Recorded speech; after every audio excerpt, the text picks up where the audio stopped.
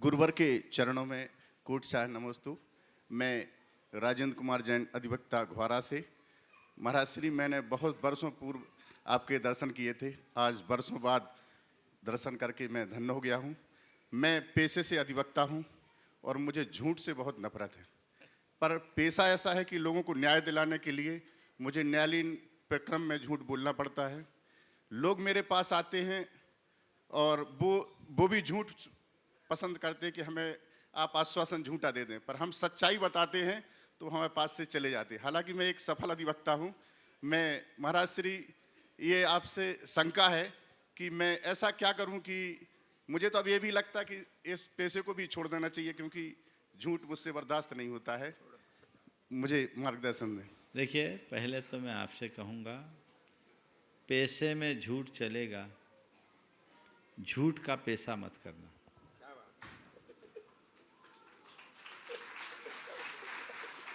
फिर से दोहराता हूँ, पेशे में झूठ चलेगा पर झूठ का पेशा नहीं होना चाहिए। क्योंकि आप एक पेशेवर हो, आपका प्रोफेशन ही ऐसा है, इसलिए इस तरह की बातें करनी पड़ती है। लेकिन सच्चे अर्थों में देखा जाए तो ये आपका कर्म नहीं है, लोगों ने बना दिया। आप अधिवक्ता हो, वकील हो, अभिभाषक हो। एक बार मुझसे किसी ने पूछा, लोग बैठे थे, कि महाराज जी वकील की क्या परिभाषा है।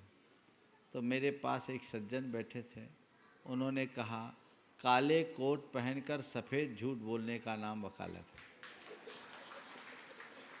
मैंने कहा नहीं, ये अर्थ ठीक नहीं है।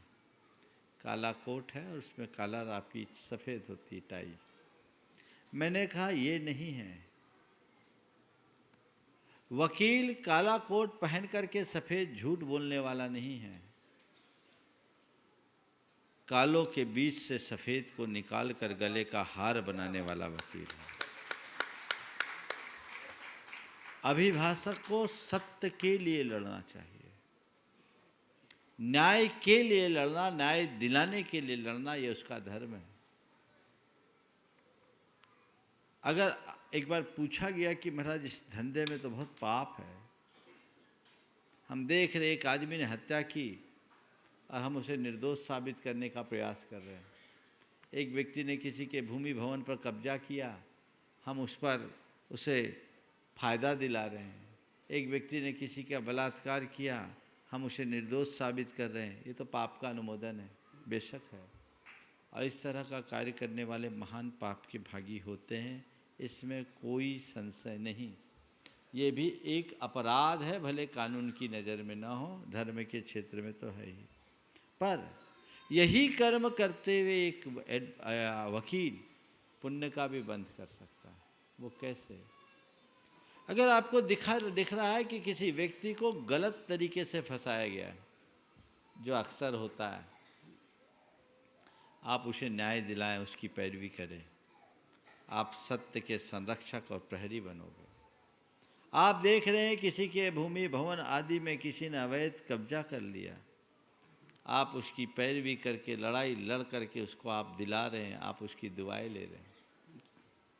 तो अगर ऐसी दृष्टि अंदर में हो तो बहुत बड़ा बदलाव खड़ा हो सकता है। लेकिन एक दिन जब ऐसा मैं बोल रहा था तो एक ने कहा, महाराज जी ऐसा करने वाले वकील को तो बार रूम में केवल मूंगफली खा करके दिन बिताना पड़ेगा। मैंने कहा ऐसा नहीं है। गांधी जी भी एक बैरिस्टर थे और उन्होंने बैरिस्टरी के साथ सत्य का प्रयोग किया। यदि व्यक्ति निष्ठावान हो तो ये काम कर सकता है।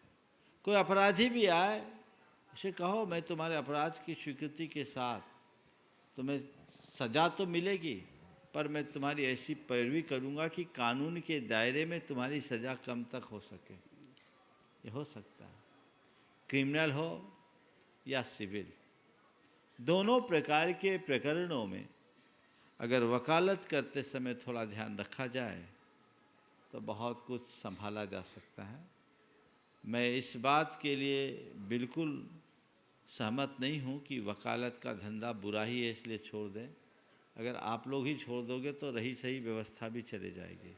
मैं तो चाहूँगा लोग वकालत करें और सही तरीके से वकालत करें ताकि उनका पेशा भी बना रहे और लोग भी उससे पीड़ित ना हों।